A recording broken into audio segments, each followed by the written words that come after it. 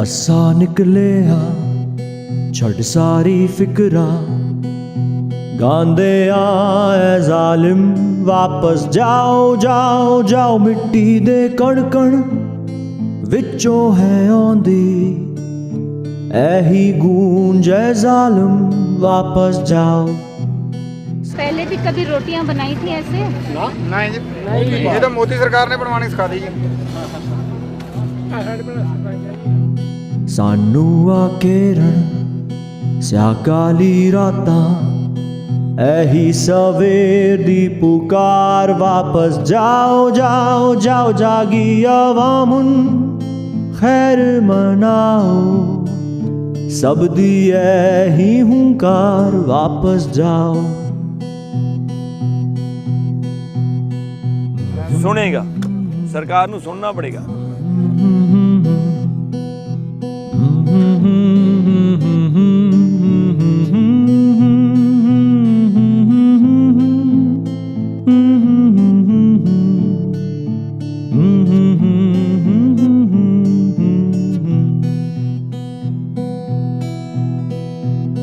बुलंद आवाज़ां कर दी ऐलाना अस्सी ठुकरांदे तुहानू वापस जाओ जाओ जाओ तुहाडे इन काले कातिल कानूना दाए को ही जवाब वापस जाओ। जो किसान इधर है उनसे आकर मिलिए, उनसे पूछे कि उनको कितनी मुश्किल आती है, वो कैसे सोते हैं, कैसे खाना बनाते हैं। असा निकले छड़ सारी फिकरा गांदे आए जालिम वापस जाओ जाओ जाओ मिट्टी दे कण कण विचों है आंदी ऐही गूंज है जालिम वापस जाओ जालिम जाओ वापस जाओ जाओ जाओ।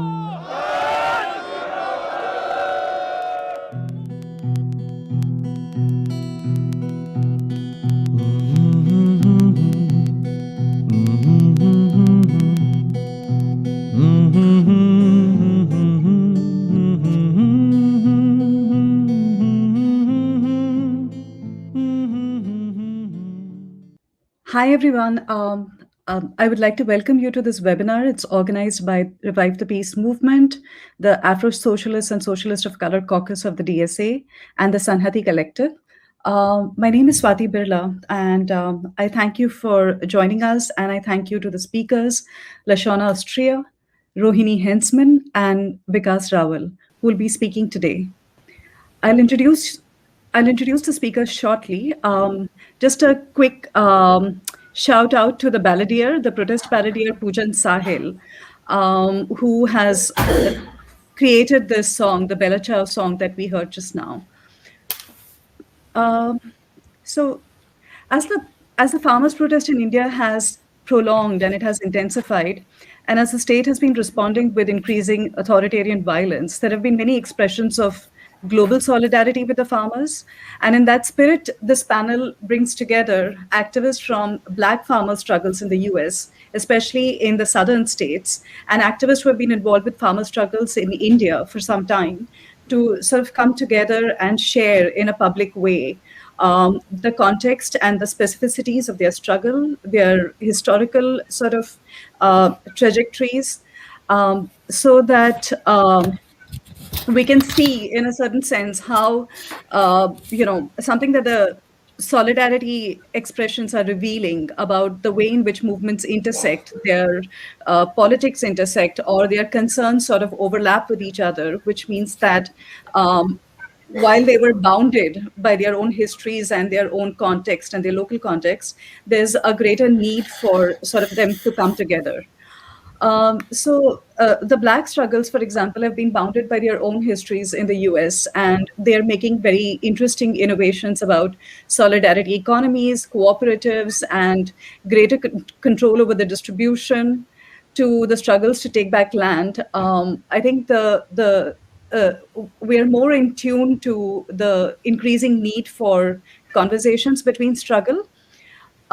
In the same sense, the crisis for land, livelihood, food, ecological life is not simply global but linked. And I mean, we're still in the middle of the pandemic, and as many of you might remember, when the COVID crisis started, the first things to disappear from our like from the supermarkets, were food, and there were many complaints about empty shelves and panic buyers and hoarders and so on. And what that revealed is this intimacy, or the linkages between the food supply chain, from the farm and the dairy to the retail to the food processing units to the transportation workers and the supermarket workers. So, in the panel today, in the first part, we'll basically spell out what the local context is, and it will sort of also reveal the places in which there are interdependencies between movements and between farmers with each other, and workers with each other.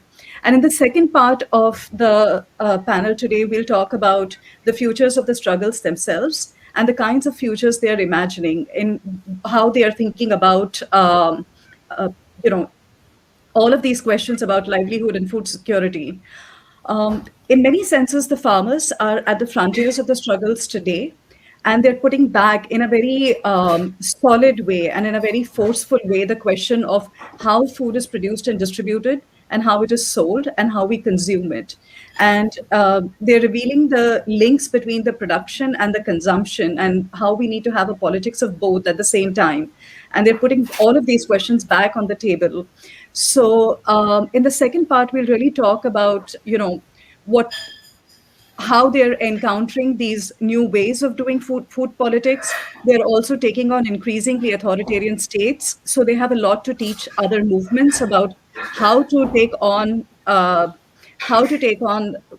the state which is repressive, how to take on state when it actually has a lot of control over the media. So how do you produce your own media? How do you produce your own political grammar? And in the second part, we'll talk about the politics and the food sovereignty question. So without sort of further ado, let me introduce the panelists. One of our first speaker is Dr. Vikas Raul. He's a professor of economics at the JNU University in New Delhi. His research straddles agricultural inequality, food security, and issues of human development in India. Professor Raul has been following and been participating with very closely the farmers' protest in India since its inception last year, at the tail end of the last year. Our second speaker is Lashona Austria.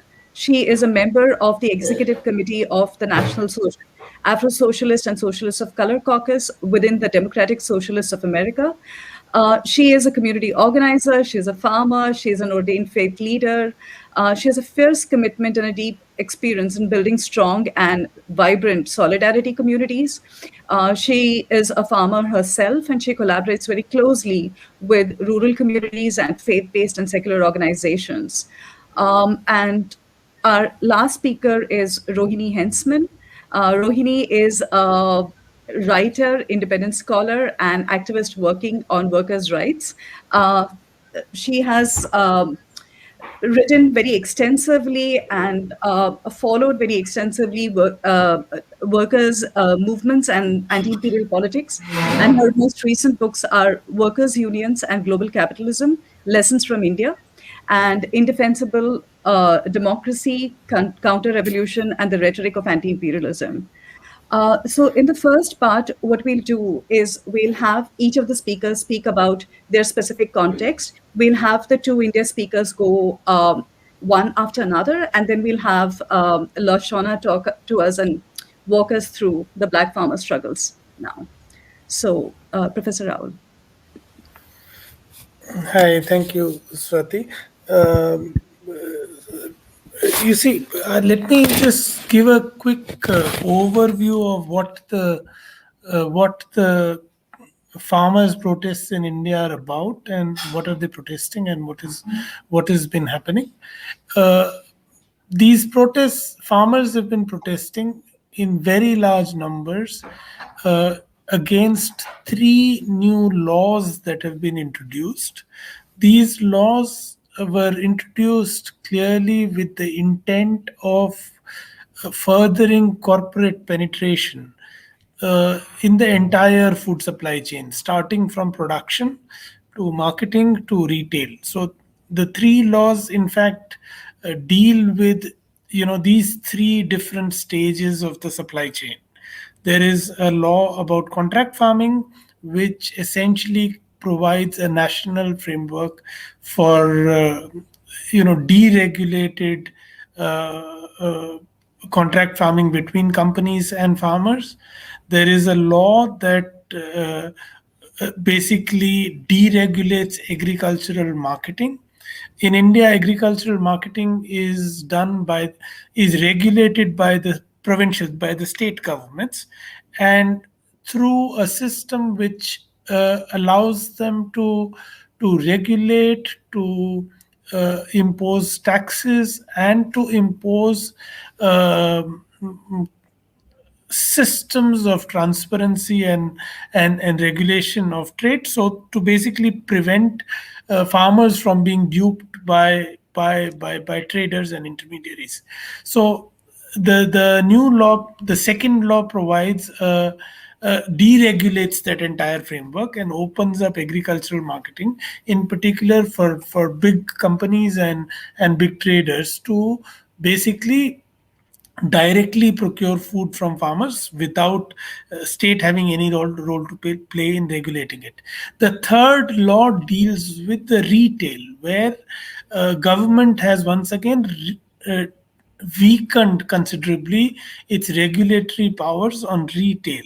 In now on retail, the most important law that gave regulatory powers to the government was what is called the Essential Commodities Act, under which government could impose limits on the stocks that private operators can have, and those limits have now been practically removed, which basically means that big companies, big retail chains, for example, can hoard massive quantities of food and agricultural commodities.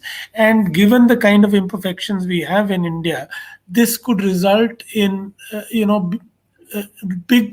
big suppliers being able to manipulate the markets in such a way that consumers pay very high price and producer prices are depressed. So you basically use your control on this entire supply chain, from production to marketing to retail, to on one hand depress producer prices, so farmers are in a crisis, and on the other hand raise retail prices, so consumers pay more. So all of this to basically increase the profit margins. Now, in Indian agriculture has been facing a crisis for quite a while now. And this crisis is the making of, most importantly, the making of neoliberal economic policies, as part of which, on one hand, state has withdrawn from both direct provision of services and inputs and regulatory powers on provision of, on how seeds are priced, how fertilizer is priced, and so on, which basically means that the farmers are dependent more and more on private companies providing these inputs and services, resulting in a steep increase in cost of production for farmers. And on the other hand, trade liberalization, which has worked to depress the producer prices for farmers. So farmers' margins have decreased so much that for most crops, anything between 80 to 90% of farmers routinely incur losses. You see, so farmers are incurring losses, and the only key provision that farmers had, which protected them to some extent, was a system of public procurement, which is basically government system under which government procures rice and wheat from farmers at a specified minimum price. Now, farmers are fearing that this entire system will go. Now, all of this, fearing this, that the system of public procurement and public regulation, which provided them some minimum protection, is likely to be threatened by these new laws. Farmers have been on the street. Now, I mean, we are more than 90 days. It's been more than 90 days that farmers are protesting at the borders of Delhi. We are talking of hundreds of thousands of farmers in very large numbers. They arrived on the borders of Delhi on 25th of November, and they've camped here for now almost 3 months. They've faced the worst winter of Delhi, and now they're facing terrible summer. But they've been at the borders protesting, and that's essentially where things are. Maybe I should stop here for now, and I can come back later if there is time and talk more about it. Thank you. Thank you. Should I go ahead? Yes, Rohini. Okay. Actually, I'd like to start with an event which at first sight seems to have nothing to do with the farmers' struggle, but I'll explain how it does. After the countrywide lockdown was imposed in the last week of March 2020, life came to a standstill. But by April, there was a massive exodus of migrant workers from towns and villages throughout India, tens of millions of them, trekking back hundreds of miles to their home villages, mostly on foot, a few on bicycles, a few catching lifts from trucks for part of the way. They encountered searing heat because that's the summer, and brutal treatment from the police, beatings, being locked in stadiums converted into open-air prisons, sprayed with chlorine disinfectant, but still they persisted. So who were these people? And why were they undertaking this journey in the midst of a lockdown? In fact, these were family members of some of the very same people participating in the farmers' struggle. Small and marginal farmers, and especially agricultural laborers. Unable to make a living in their villages, they migrated to towns and cities looking for work. And the only employment they'd been able to find was unregulated and extremely exploitative, often through labor contractors, and with absolutely no security. Some of them were sleeping in their workplaces, others got together and rented a small room in a slum, packed together like sardines. When the lockdown was declared, employers suspended production and contractors vanished, often without even paying workers for the work they had already done. So these people living from hand to mouth with hardly any savings, what could they do? Those who lived at their place of work were booted out at once. Those in rented accommodation were soon booted out by the people from whom they were renting. With public transport suspended, they decided to walk to their villages. But hadn't they left their villages precisely because they couldn't make a living there? An interviewer asking this question got this answer. If we're going to die anyway, we'd rather die with our families at home. Now, what this spectacular long march highlighted was three linked crises. One is the crisis in agriculture, which Vikas was talking about, which was in a dire state even before the three new farm laws. Rich farmers constitute a small minority, and the remaining at least 85% are medium, small, and marginal. Every single day, farmers are losing their land and joining the already large number of landless agricultural laborers. Every single day, indebted farmers and agricultural laborers are committing suicide. And the rate of dispossession and suicide has accelerated under the present government. The only lifeline they have is their land, and they can hang on to that only so long as they get paid the minimum support price for their crops. And what awaits them if they lose their land? No new industrial jobs are being created, and even existing ones have been destroyed in the past few years. Graduates are competing to be employed as waiters or unskilled workers.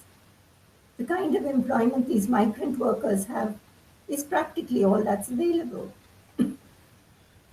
Working for the agribusiness companies might be an option for a few, But not many would get those jobs, and even those who do would find the terms humiliating.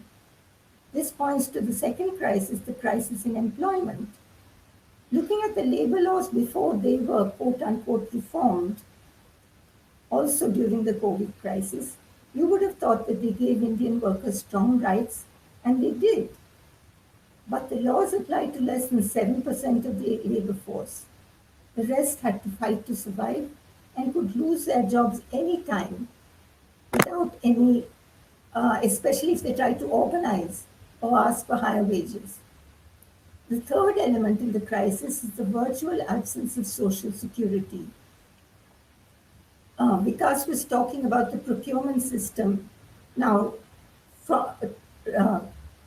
coming out of that, there's a public distribution system, which offers a few food items and kerosene for cooking at highly subsidized rates to below poverty line households. These entitlements had been expanded by the Food Security Act under the previous government, but that is not being implemented properly. However, it is better than nothing, and migrant workers could expect to get their rations back in their villages. A second measure is the National Rural Employment Guarantee Act, or NREGA, which was also enacted by the previous government. It offers 100 days employment in public works at the minimum wage to one person per rural household per year. Again, that's not much, but it has been a lifeline for some of the families of the rural poor. And some migrant workers who returned to their villages tried to get employment through this scheme. Unfortunately, NREGA too is not being implemented properly. For the vast majority of the population, an abyss opens up beneath their feet if they lose their job or their land. So no wonder the rate of suicide is so high. Okay, I'll stop there and carry on later. Thank you, Rohini. Lashona?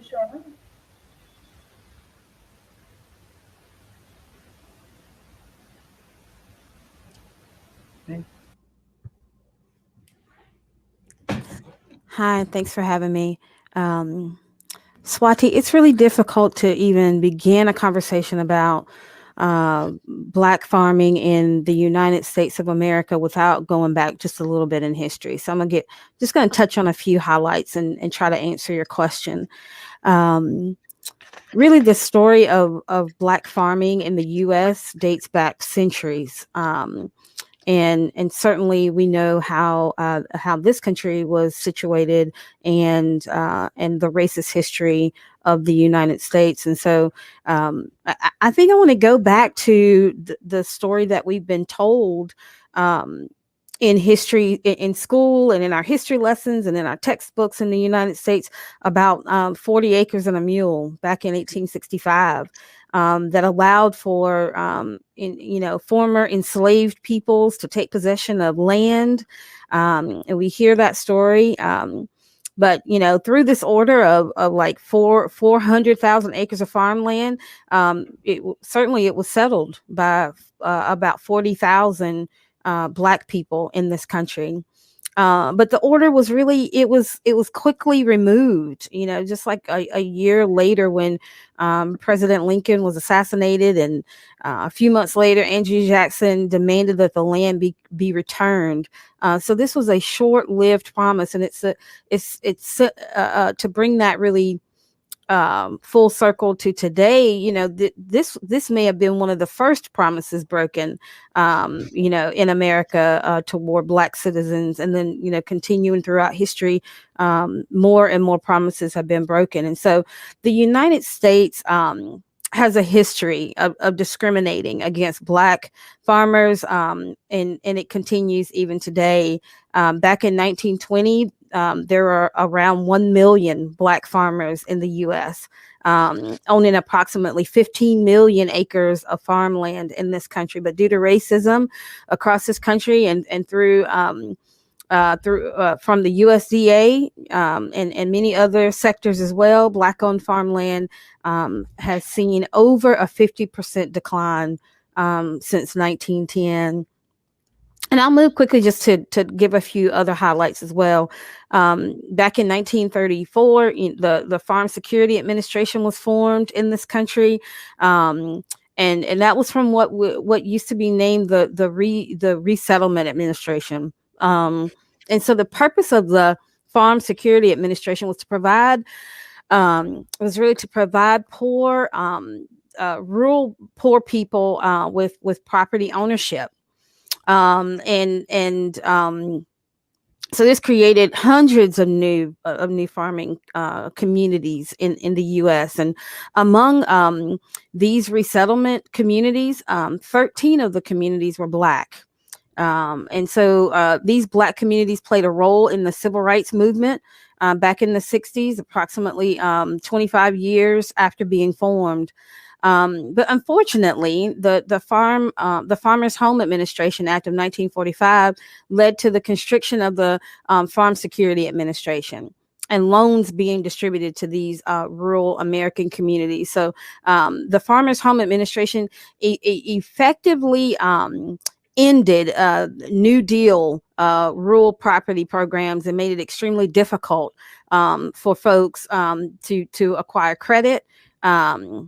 Due to racial bias in this country. So Black farmers were either unable to secure credit due to racial bias, or they were fearful about making their financial information even available because of potentially dangerous white farmers waiting to take their land from them. So this is really a story in this country about land and about access when it comes to Black farmers. And so many Black farmers were able to even, secure the credit they needed to do what they wanted to do and be able to purchase land to do their farming.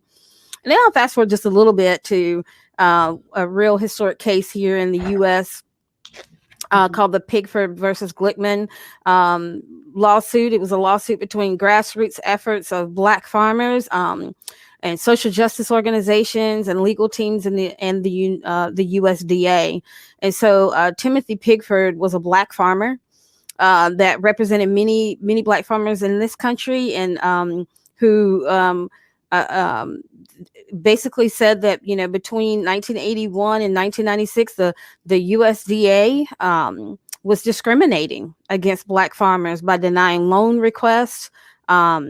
And so many Black people were unable to become farmers, were unable to acquire land due to being unfairly prevented from receiving the necessary loans and property and to be able to properly purchase their land. So this is really historic and a historic lawsuit, and folks can definitely do some research on that and see all the things that came from that. But I think I'll back up just quickly to like 1967 when the U.S. Commission of Civil Rights and investigated discrimination claims from Black farmers as well. And the investigation found that not only did Black farmers receive consistently smaller loans than white farmers, but that between 1964 and 1966, Black farmers received 129 ownership loans compared to white farmers receiving over 1,000. And so we continue to see this disparity and this gap here in this country when it comes to the way Black farmers are treated versus the way white farmers have been treated historically in the U.S. And so, again, this led back then, this led to protests all throughout the country.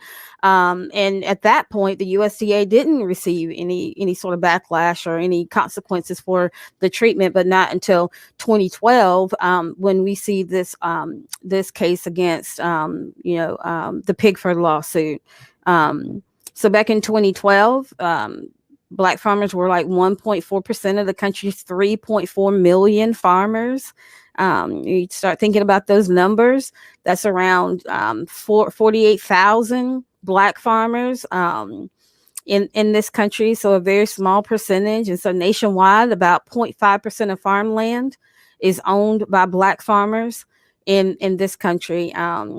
And so when we look at these statistics and these numbers, we see it's just a real stark difference between how Black farmers are situated and how white farmers are situated in the United States. And so from You know, between 1910 and 2007, Black farmers lost over 80% of farmland due to racial discrimination in this country. And, you know, because of the lack of support from the USDA, you know, historically, this has given, you know, Black farmers have certainly been sort of on the bottom of the equation when it comes to farming and access in the United States. And so I think I'd like to also just say that, you know, there's definitely been, you know, more conversations and more action around what has taken place historically in this country.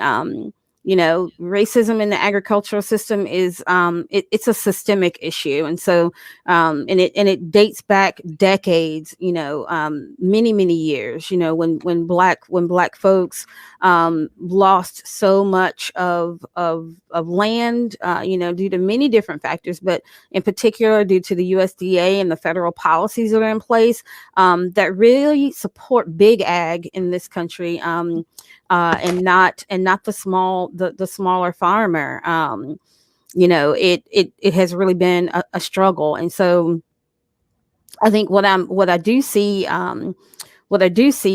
you know, some of the struggles here in the U.S., you know, really being this land access issue.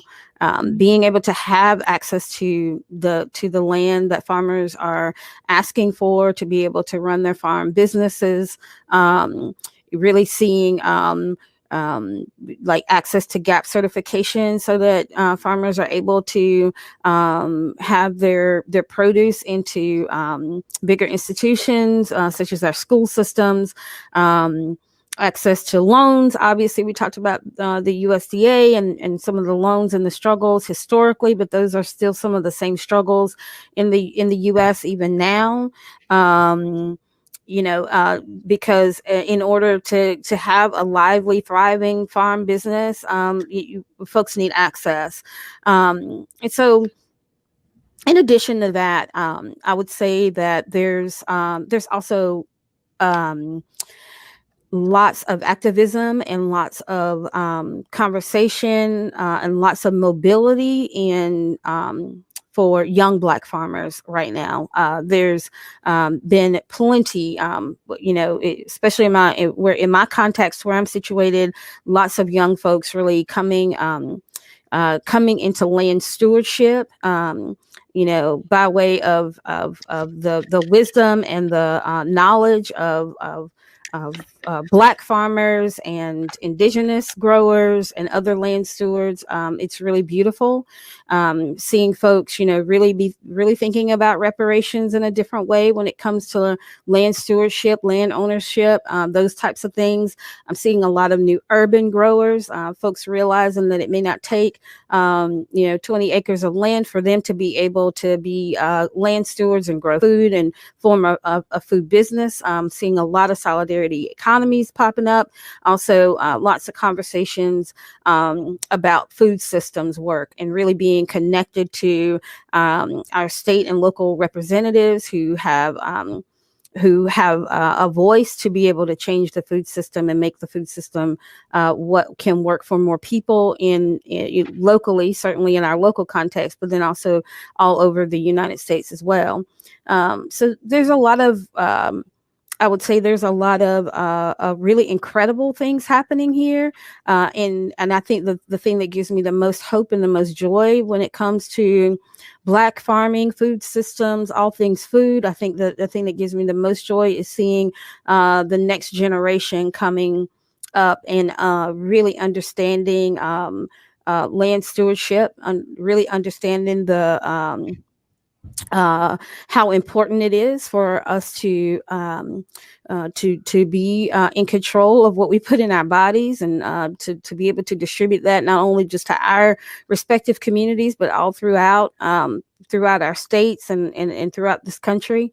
So those things are giving me hope right now when it comes to food and farming, and Black farming in particular. Right, right.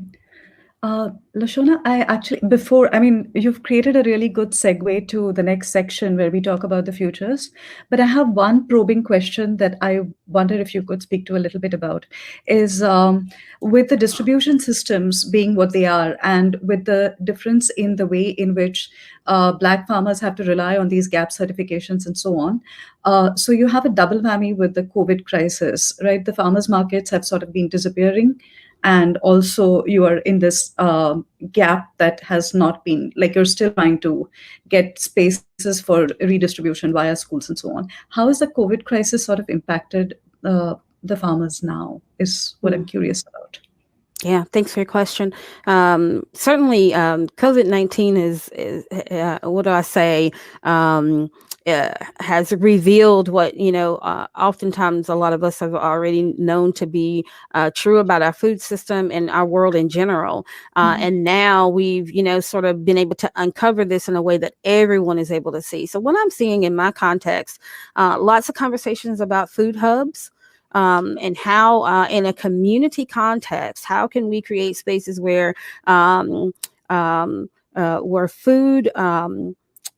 producers and restaurant owners and folks can come together and have a central location to be able to process and access food within our community. So I'm seeing food hubs really being a conversation piece right now, and a way for some mobility actually within my context. I'm also seeing you talk about farmers markets and access and all those things. I'm actually seeing Black farmers markets come to a place of real access and accessibility for Black farmers in my context. I'm a member of a Black farmers market here in North Carolina where I live. And that has been a real place for one, conversation. So farmers can be together and bounce ideas off of each other and connect. And so this networking has been really beautiful. And for myself as a new farmer, I'm able to connect with some farmers who've been in this for a very long time, who can help me along the journey and give me the knowledge and the insight that I need to be able to run a business that's going to be sustainable. So the Black farmers market allows for Black farmers and food producers to be together in a space. For one, we're selling, so we're generating income for our respective businesses. We're in community with the shoppers who come through, and certainly not just Black shoppers, but certainly open to the entire community. So I'm seeing Black farmers markets be a different an alternative to these sort of traditional farmers markets, which we know in the U.S. have historically been white and historically and exclusively been for white farmers. And so now we're opening up spaces where we're saying, hey, we're going to have a Black space where Black farmers can come and be together and be with community. And these have been especially sacred spaces, not just a place for me to highlight what I'm selling and what I'm growing, but also a sacred space in that this is cultivated by Black people and for Black people. So I'm seeing those things happen in my context. And I believe the food hubs can actually be a real place to allow for new and beginning growers to have the access to to a facility to be able to do the things they need to do. With the GAP certification, it's always a struggle. And I believe that this is where our real activism and voices should be heard in the spirit of talking to these elected officials and working towards a better way to be able to get our local fresh produce into institutions, and in particular in my context into schools, so that our children can have access to better nutritious foods in their school system. Thank you. Going back to Vikas, thank you.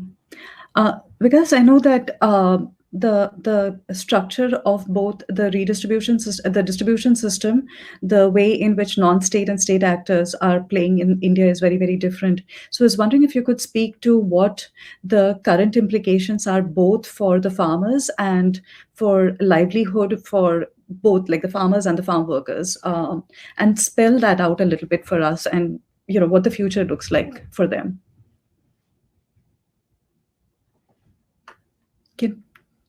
Can't hear you. Yeah.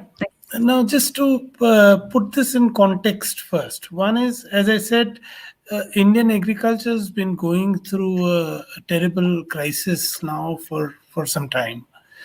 Along with this, we were facing a serious employment crisis, and this was before COVID struck. Even before COVID struck, we had employment surveys of the government showing that the unemployment rates were more than what has been seen in last 4 or 5 decades. And then COVID struck. And as Rohini was talking about the whole migrant crisis that came with the lockdown. In fact, it was not really the COVID crisis. It was a lockdown crisis. It was a crisis created by the state, which imposed this nationwide lockdown without any preparation whatsoever, without thinking of its implications on the livelihoods of a vast majority of India's people. And then when it sort of created this crisis, instead of focusing on providing relief to the people, it actually used that crisis as an opportunity. In fact, and they were very explicit about it. A whole range of spokespersons of the government went on record to say that this is an opportunity we must use to bring about changes that we were unable to do in normal times. There is lockdown, protests are not allowed, people cannot speak up. So this is a moment that cannot be wasted. And that was the whole context in which these laws were brought about. In fact, government agricultural laws, as per Indian constitutions, are normally the domain of the state government. State governments make laws. And the central government, the national government, tried to get the state governments to bring about new laws in the month of April and May. And then they realized it was too valuable an opportunity to waste on haggling with state governments. So in June, they decided to bring about national laws. In fact, in my view, violating the constitution. So there is that, and along with this, liberalizing the whole sort of deregulation of labor laws, the labor codes. So increasing the minimum working hours, the maximum working hours from 8 to 12, and completely throwing away regulations in respect of hiring and firing, or imposition of minimum wages and so on. So basically, you've used pandemic as an opportunity to bring about these changes that you would not have been able to do in normal times. So that's really what the nature of this change has been. What it means for the future, I think there are two sides to it. One is that clearly the farmers have shown the way. Farmers basically got up and said, sorry, we are not going to take this. And when everybody was almost at a loss, how to handle this assault on people's livelihood, farmers got up and they've shown the light. So that's one side of it.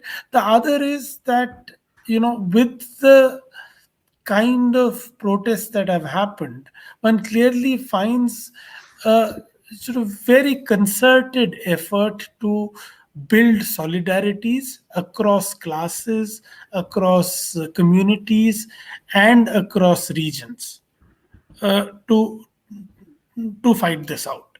So, in the protests, I mean, it's really interesting, and these are protests being led by farmers' union, which were historically considered unions of, rich peasants and so on. The main slogan is unity of peasants and workers. So the main slogan that's being shouted day in and day out from there is unity of peasants and workers, long live. That, along with this, a very explicit and sort of clear recognition that divisive communal politics is a problem that we have to fight, and we are not going to let this movement be derailed using those kinds of tactics. And the third, to, as I said, build solidarities across states, across regions. And what started as protests from Punjab and Haryana has really spread across the country. You have seen protests happening in almost all state capitals and in all major towns and villages. Massive public meetings happening all over the place in solidarity, because there are still restrictions on travel. So people in large numbers cannot travel from far off places to the national capital. So solidarities of all these three kinds in particular, across classes, across communities and religions, and regional. That's been the focus of people who are protesting, while the powers that be are using various divisive ways of weakening the struggle. Those who are protesting have consciously worked to build these solidarities. Right. Rohini, can I ask you to come in and also speak? Because around the same time that the farmers were marching across, there were also migrant workers who were marching. There have been many demands that have been placed in the farm workers movement and elsewhere about employment guarantees and security of livelihood. Could you speak to those connections and what it might mean in terms of new politics that is emerging? Yeah, actually, yes, I'd just like to expand on what Vikas was saying, because he was talking about the kinds of divisions that the government has been trying to use against the movement. And in fact, when we look closely, we can see cracks that may be closing, as he says, that solidarity may be bringing people together. But I feel they still need a lot of repair work to be done. So, for example, the divisions resulting from religious communalism, which have been promoted assiduously by this government. Now, there's not much hostility between Sikhs and Muslims. In fact, Sikhs had even come and prepared food for protesters against the Citizenship Amendment Act, which discriminates against Muslims, and most of the demonstrators were Muslims. So there was a very expression of solidarity there. But some of the Hindu farmers from Haryana and especially UP have been supporters of a Hindu nationalist agenda. And some of them may even have participated in anti-Muslim pogroms, which resulted in chasing Muslims out of Muzaffarnagar in Western UP in 2013. Now, in spite of that, Muslim farmers have been coming along with the others, with the Hindu and Sikh farmers. When an interviewer asked some of the farmers from UP a question about the riots, one said quietly, they shouldn't have happened. Another said more loudly, there are no Hindu, Muslim, Sikh, and Christian divisions here. We are all farmers. But I think we can't take such declarations purely at face value. And it remains to be seen if these divisions have been healed. And I suspect some work still remains to be done. Now, the second division is the one you specifically asked about, which is between the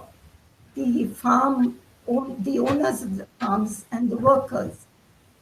And in India, it overlaps to a very great extent with the caste division, with the caste Hindus being mostly the farm owners, and Dalits who have suffered terrible oppression and still do, being the farm workers, laborers. But they too have been participating in the movement in great numbers. Now, the vast majority of rural Dalits are landless. Sorry. but some do rent land and cultivate it. For them, of course, the minimum support price is even more crucial because they have to pay rent on top of everything else. Others demand plots to be assigned to them from common land, that's the panchayat land, and they fear this will be swallowed up by agribusinesses if they take over. Others feel the wages they are paid as laborers depend on their employers, the farmers, getting a decent price for their crops. So, for all these reasons, they have a common interest. Also, the laws attack landless Dalits from another angle too. Now, their families would be dependent on the public distribution system of subsidized food, which would be disrupted by these laws, as Vikas was explaining. So, that's another reason why they're protesting alongside the farmers. So, hopefully, that these expressions of solidarity, and it's true that many of the unions combine farmers and farm workers and are making a conscious effort to promote solidarity. But there is still, I think, tension on a caste basis between the Hindus and the Dalits, the caste Hindus and Dalits, which will need to be worked on. And last but not least, women. When the Supreme Court asked the protesters, why don't you send the women home? There was outrage among the women protesters who played a prominent part in the struggle. In fact, if you include the women whose husbands are farmers, which you should because they too work on the farms, then I would say there are more women farmers than men. Because when men migrate in search of employment, it's the women who take over running the farm. And in the tragic cases where the men commit suicide too, women take over. Some of the women participating in the protests have been vocal in denouncing the devaluation of women promoted by Hindu nationalist ideology. And it seems likely, hopefully, that this struggle will provide momentum to a parallel struggle against a deeply patriarchal and misogynist culture. Yeah. In fact, if we stay with women, they have been pioneers in exploring one important solution, what I feel is an important solution to the agrarian crisis, namely forming cooperatives. Wherever they have formed cooperatives, they have been able to earn more than farmers working on their own. And this experiment could be developed and expanded to solve many problems. Agricultural cooperatives, which include landless laborers on an equal basis, would not only be able to negotiate better prices, they would also be able to share machinery and tractors, thus reducing the debt that is incurred when they are bought. They could diversify production into other food grains, into lentils and dals, into vegetables, set up repair workshops, and create storage and processing facilities. They could even produce their own renewable energy and organic fertilizer, thus solving some of the major problems farmers suffer today. So I think on this point, there are a lot of possibilities if this idea of forming cooperatives, which has been initiated by women farmers, can be more widely implemented by farmers as well as farm laborers. Yeah, I'll stop there. Yeah. No, thank you. There is also an interesting experiment that had come out in the 70s and 80s when there was a deepening sort of employment crisis, where Dalit groups in Maharashtra, like namely Dalit Yuvak Aghadi, for example, they had done these things of like bringing overlapping caste groups and taking over like commons and farming, and that kind of intersection or solidarity between people in actual production process or in terms of like coming together and struggle really brings, in a certain sense, creates opportunities for that kind of relational overlap.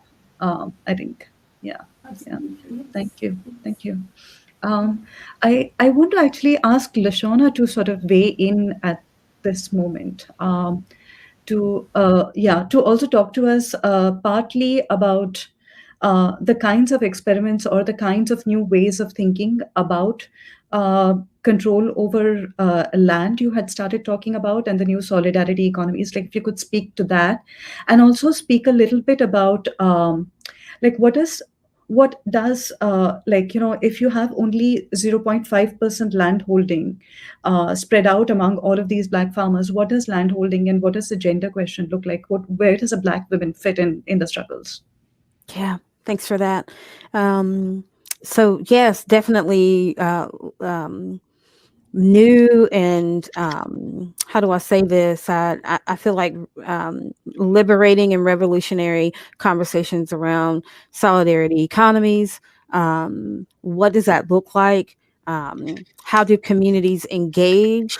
Um, and I'm seeing in my context where, you know, there's a lot of cooperative models that are being sort of put forward, and also just really thinking about some historical models that have been in place for many years. And I'm thinking about, you know, folks like Ella Baker, and I'm thinking about even some of the farmers sort of in the, you know, in the Midwest and in the North now that are really practicing solidarity economies and cooperatives, and it's really in the spirit of putting resources together, that, you know, even a people, black farmers, black people in general in these United States, you know, have been a people in the struggle historically, and always within community, pooling resources to be able to literally make something out of nothing in this country.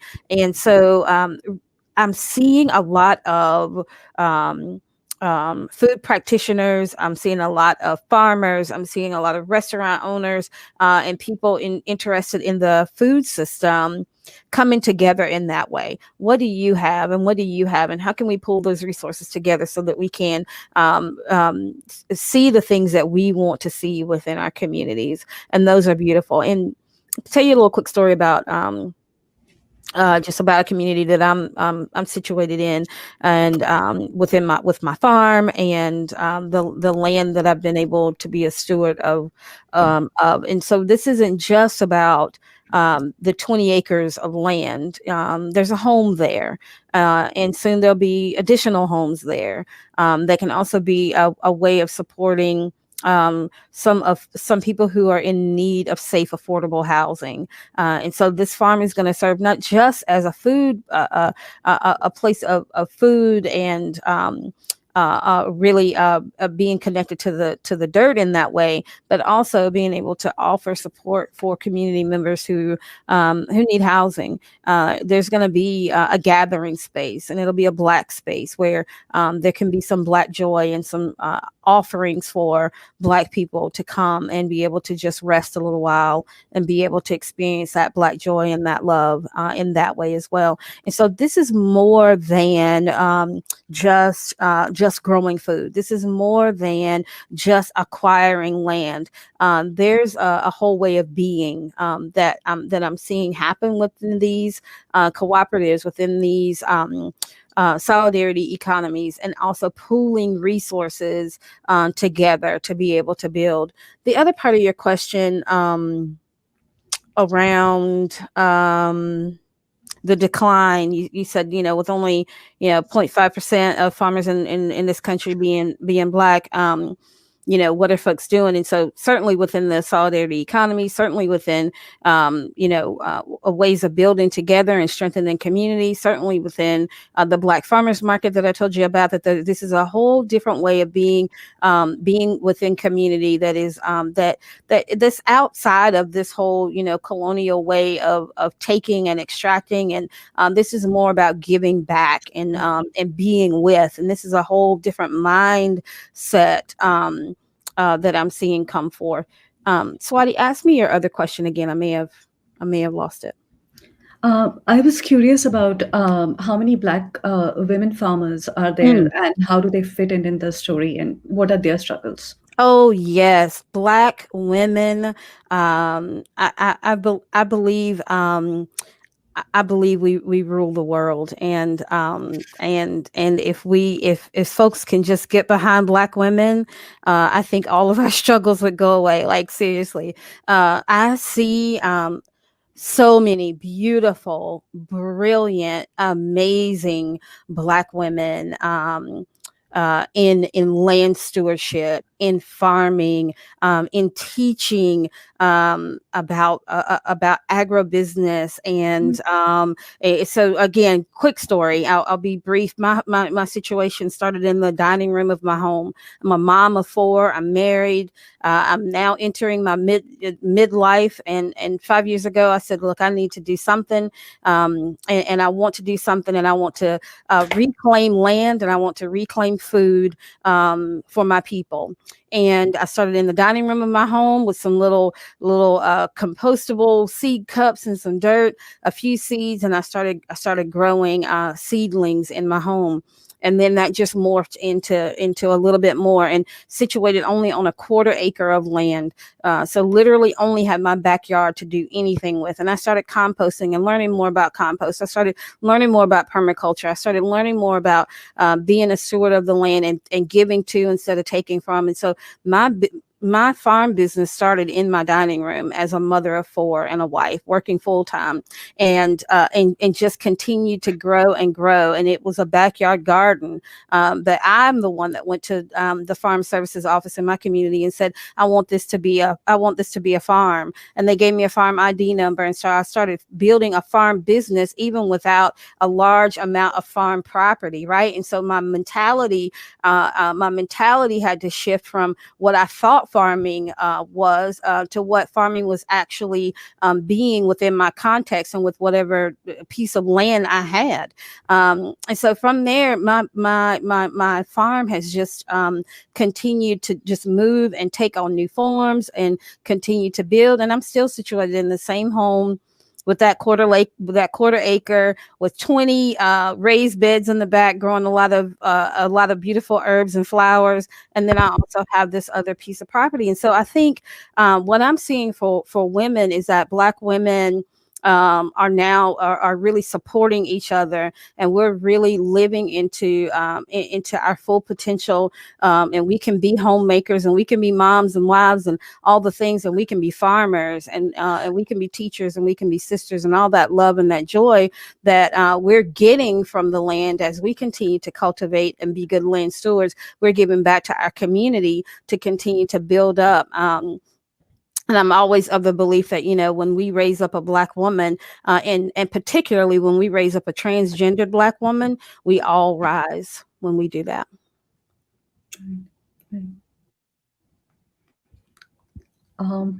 We have a few minutes left. I'm actually curious. I want to jump back from something that you said, Lashona, to ask Vikas and Rohini also about this question. Is either of you could respond? Is the problem with cash crop is the dependency on the market, and so everything, the volatility of the market shapes everything, and it's a double sort of alienation.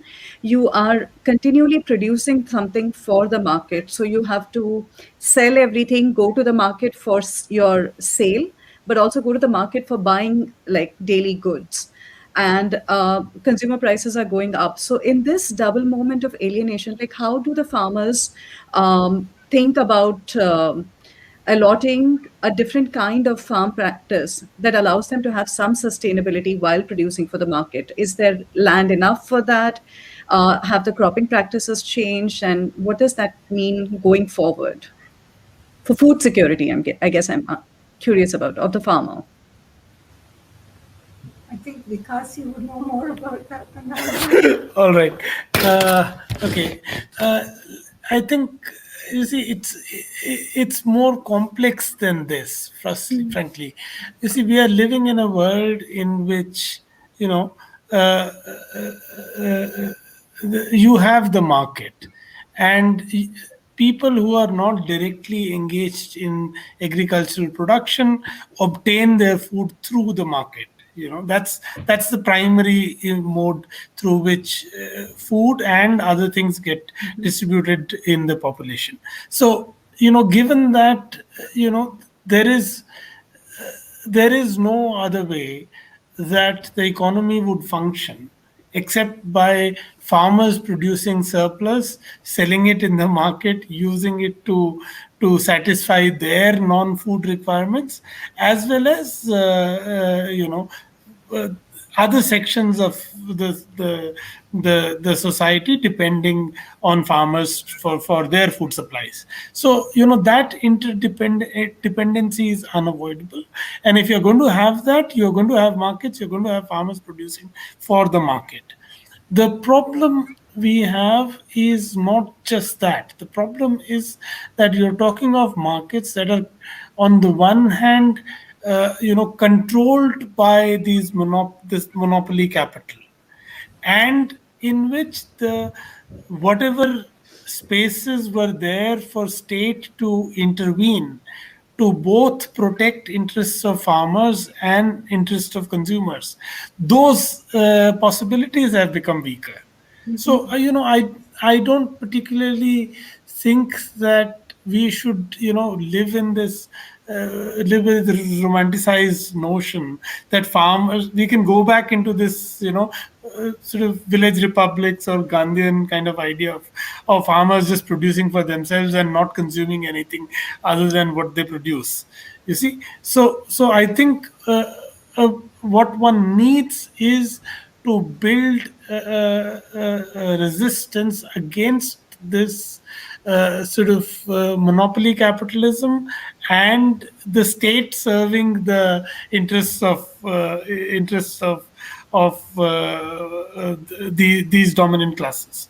That's where one should be looking for if one's thinking of future. The future lies, in my view, most importantly in building resistance against these. In fact, I would even go on to say that the thing that Rohini was talking about, using, for example, things like cooperatives, for me, in the contemporary Indian context, I think most important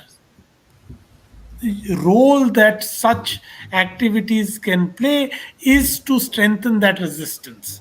I am not terribly hopeful, of the possibility of getting huge economic gains within the constraints of the kind of state we have right now through small scale cooperative action.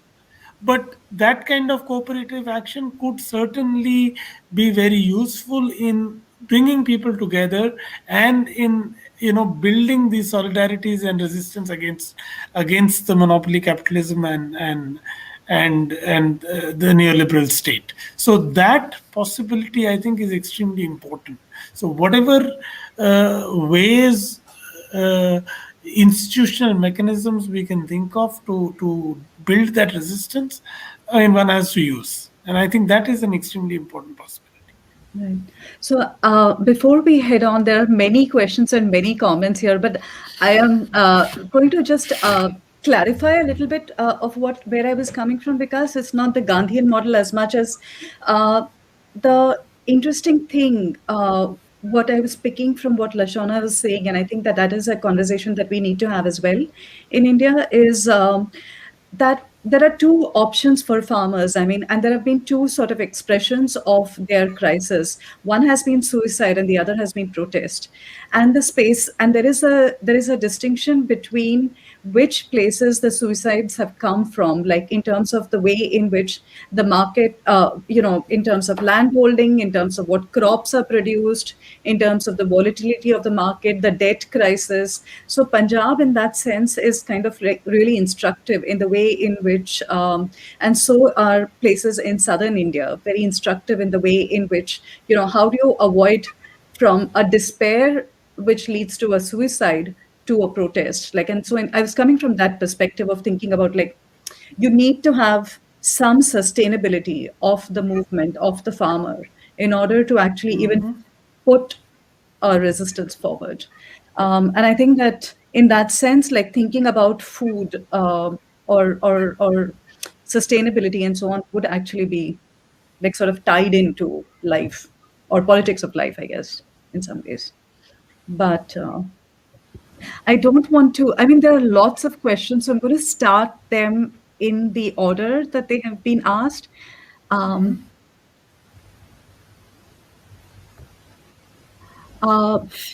there is a question for you from Satya, and I'm going to have it here. He's basically asking you, what about the black agricultural laborers and sharecroppers who constituted a large number that landed farmers? Yeah. Thank you for your question.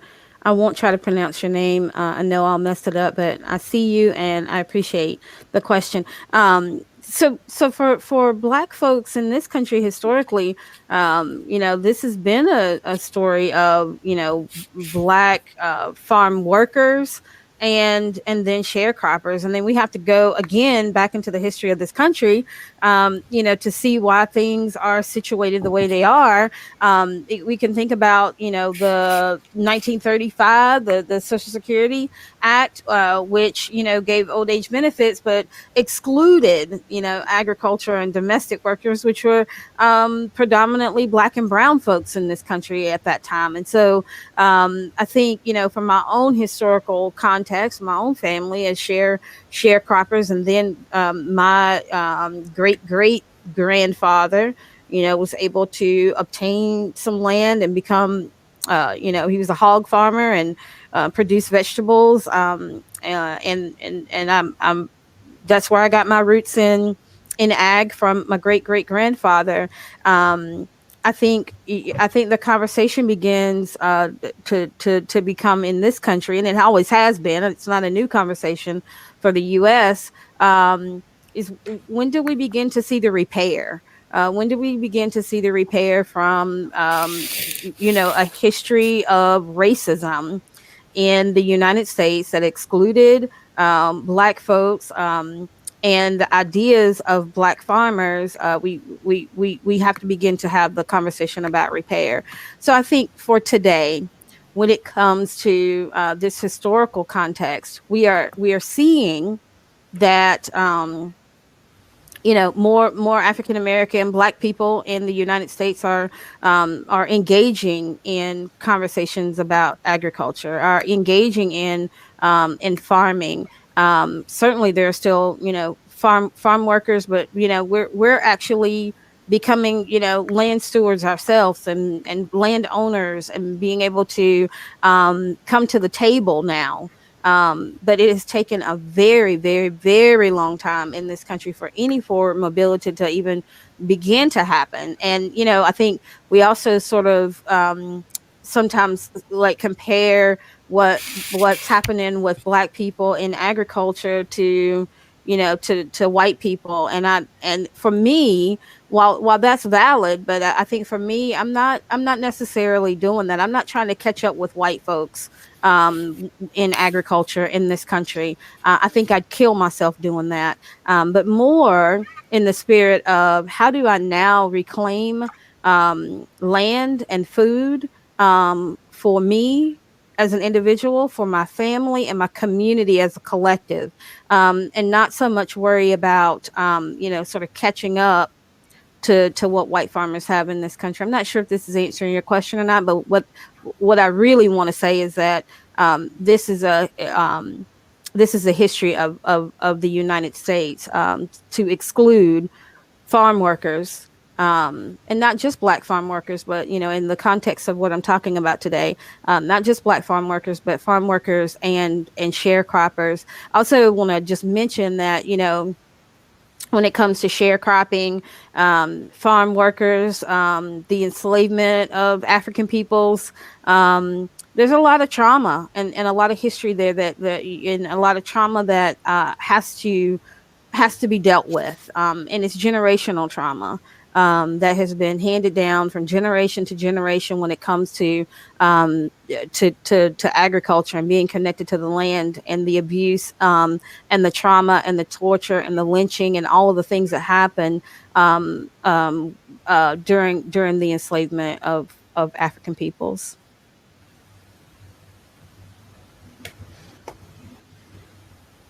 Thank you. There's another question again for you, Lashona. So Lala wants to know if you could have some book recommendations because he's trying to understand a little bit about food systems. Oh, yes, Or for they. sure. For sure. I wish I had them all right here with me. I would say perhaps you start with Freedom Farmers by Monica White. Um, Beautiful, brilliant about food cooperatives and all things Black farming. Just really brilliant and beautiful work by her. I would say next you should pick up Farming While Black. Just another really brilliant and beautiful piece by Leah Penniman. Right here in front of me, I've been skimming back through The Cooking Gene by Michael Twitty. Brilliant, beautiful, gay Black man who just gives all the things that make sense around food in a historical context. What else am I reading? I've got over here, I've just picked up More Than Just Food. Food Justice and Community Change. You should grab that one. I haven't read it yet, but I heard really, really great things about it. That's enough. That's 4 that'll get you started. But there's so many amazing pieces out, books that you can pick up and think about. Yeah, I'll stop there.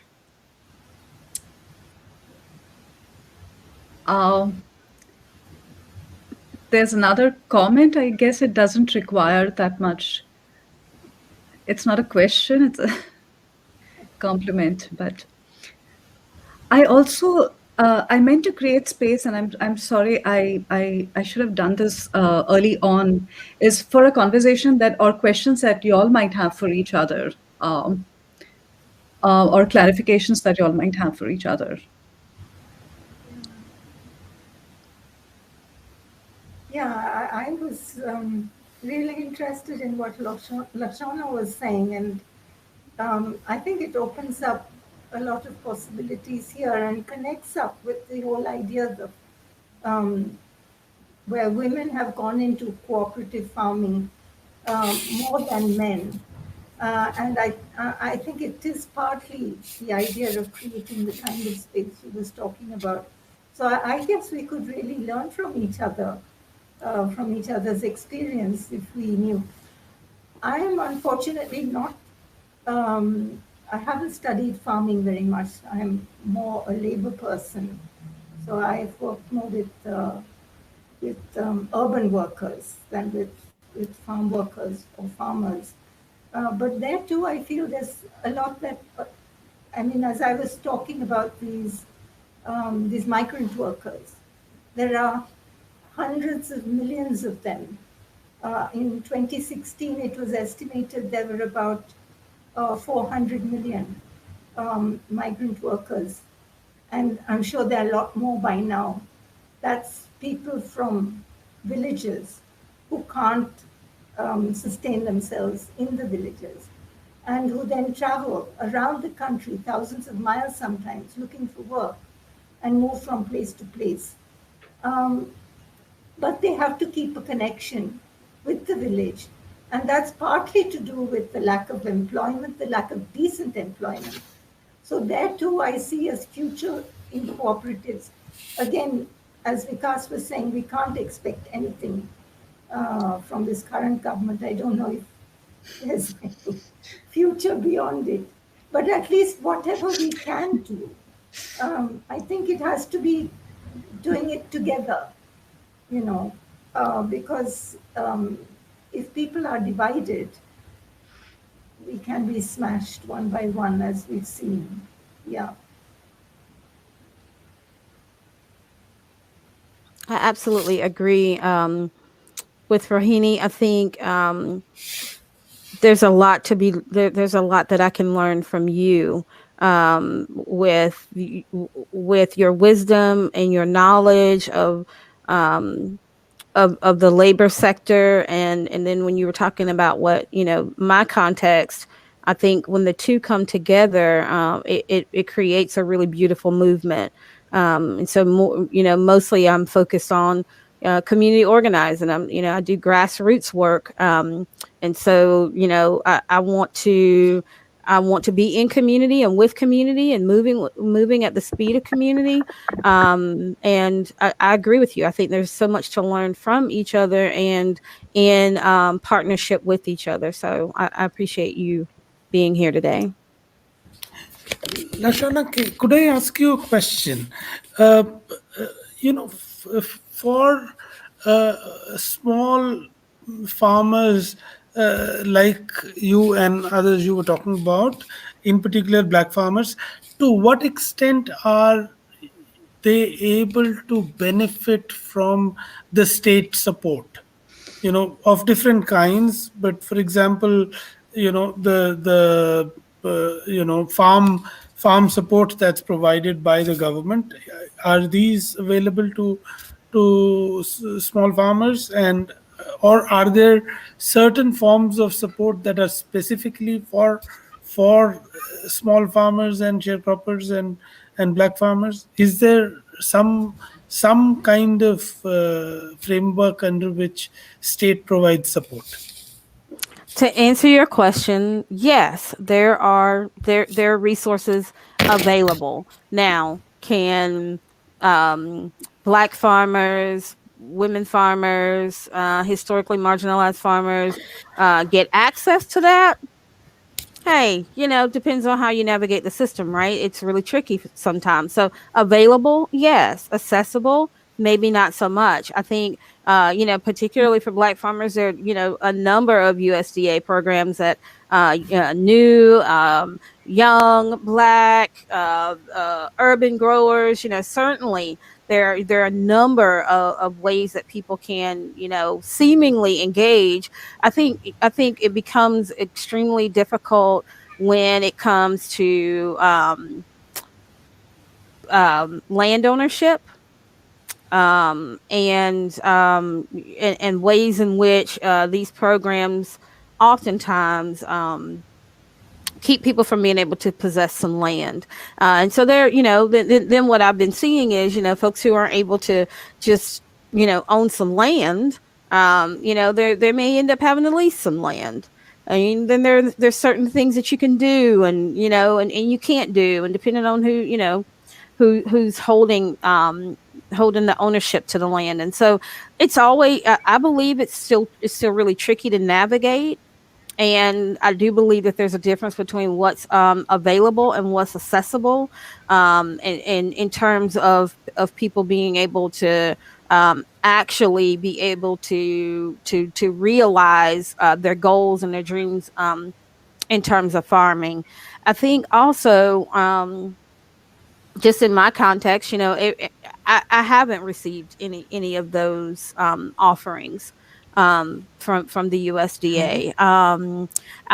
For my, and that's why it's been a really slow process for me, and one that I've just been on this journey for a little while now, to be able to save up enough money to be able to do the things that I need to do. I possess a hand-me-down greenhouse from another black farmer who, was upgrading and doing some things at his farm. He said, look, I've got a greenhouse, here you go. And I mean, something as simple as a greenhouse, right? But that can be a barrier to a new farmer when you're trying to, cultivate and get your things started. If you don't have what you need, it's very difficult to do that. So that's just one example. I think in terms of loans, I went through a non-traditional way of receiving financing to be able to purchase the property.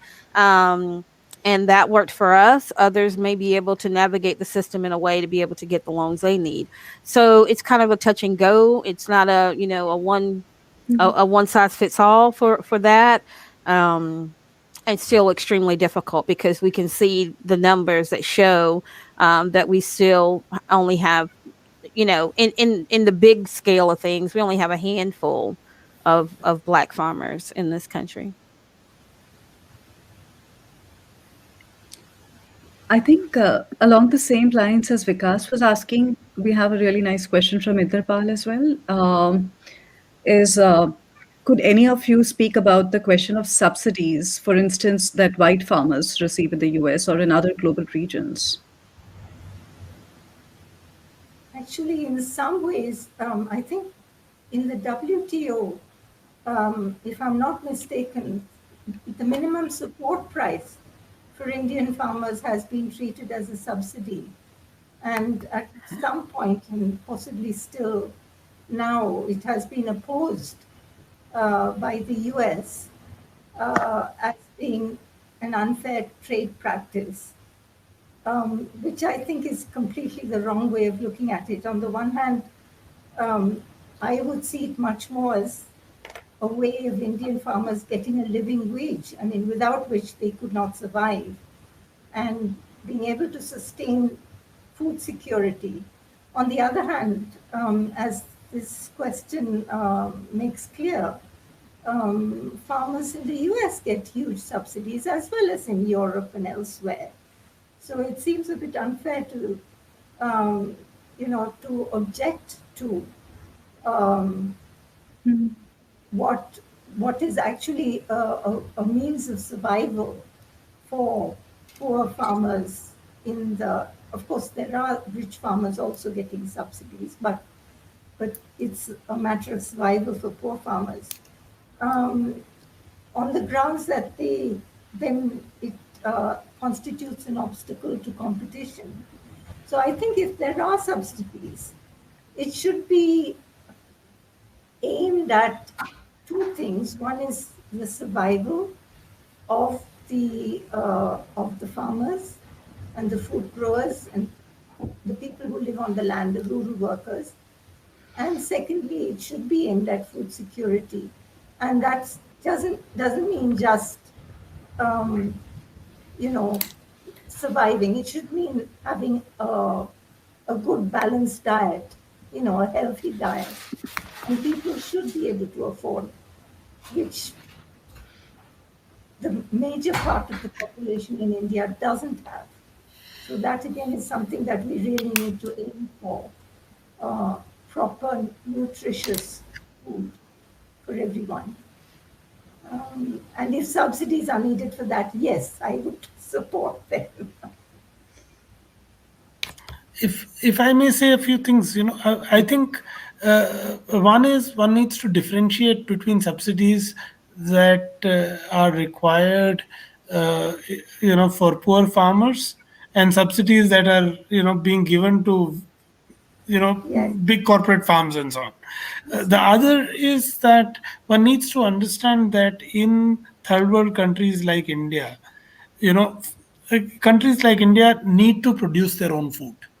I mean, it's a very large country. Its food requirements are huge, and there's no way a country like India could depend on international markets for obtaining its food supplies. If that is the case, if India has to produce its food, there is no way of doing it without subsidies. I mean, that's the bottom line. I mean, India would not. I mean, agriculture would come to a standstill in India if you did not have subsidies and systems of procurement. So, I mean, if you think that for large countries like India in particular, but to some extent, basically for most countries, I mean, producing the food, in particular the key food commodities, is an important requirement. You need to allow them that space to ensure that, And subsidies are an extremely important instrument in achieving that. No, go I ahead. want to make sure I'm not going over time. I don't have much to contribute to this question, but I will say that just last year in this country under the Trump administration, there's a lot of money given out to farmers during the COVID-19 situation at the beginning, and I don't know a ton about it, but what I do know is that the majority of that money was given out to white farmers, and it's for those the commodity crops, soy and wheat and whatnot, and I think that this is who we are in America. We keep talking about the history, but honestly, it's our racist past and our racist present. You know, the USDA is continually caught up in these things, in this distribution. And so I don't want to be long winded, but I'll just say that this is just who we are in these United States. And we've had this historically. No doubt it's still continuing now, and some of us are just trying to push through the incredible wall of white supremacy in the United States, to find our liberation and to reclaim our food and reclaim our livelihood and our connection with the land. Yeah, there's one last question which kind of really ends the session very nicely. Let me put it up here. And I think it's for all of us. What are the effective ways to build international solidarity today? That's a big question. Should I say this? We've built some a little bit today. Yeah, sure, yes. Yeah.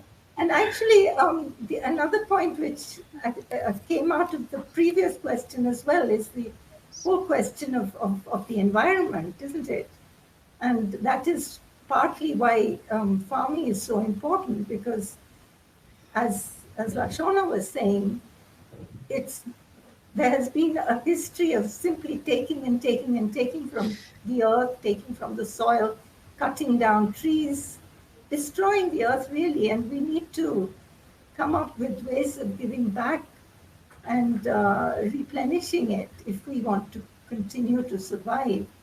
And from that point of view too, I think, if we're building solidarity around farming, that point also needs to be made, that we need to have agricultural systems which preserve the earth really and don't destroy it. Yeah, maybe we can, as in this case, build solidarity around that. Yeah. I think it starts right here, right now, today, and in sessions like this, building together, realizing that our struggle is connected, that this is a global struggle, not unique to the United States, even though that's, where I am and in my context, and not unique to anywhere else, but to really see ourselves together as one peoples. And I think that that's how we begin to build, and we can sustain that by being intentional about being together and staying connected in what ways seem meaningful. Thank you so much, all of you.